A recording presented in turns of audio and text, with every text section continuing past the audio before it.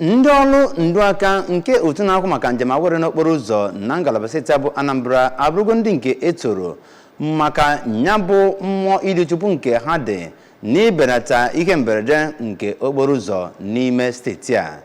Onye bụ onye isi nke nyabụ otu bụ Maazị Dauda Biu bụzi onye nyere ha otito ahụ ma bụrụ nyabụ ọgbakọ nkụzi pụrụ iche bụ nke otu ahụ chịkọbara nke afọ 2023 n'Ọka. Onye nta akụkọ anyị bụ Emmanuel Chigbata ga-ewetara gị akụkọ a n'uso.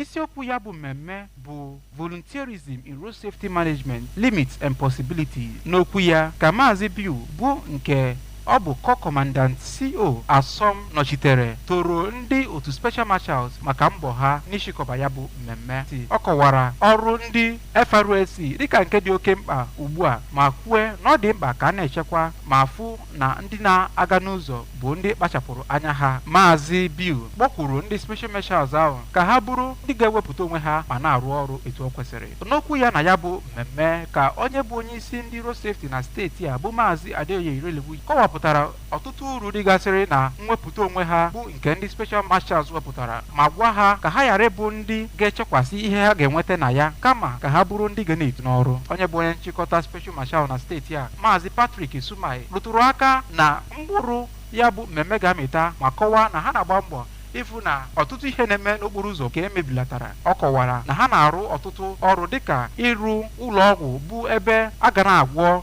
ndị na-enwe mberede okporo ụzọ.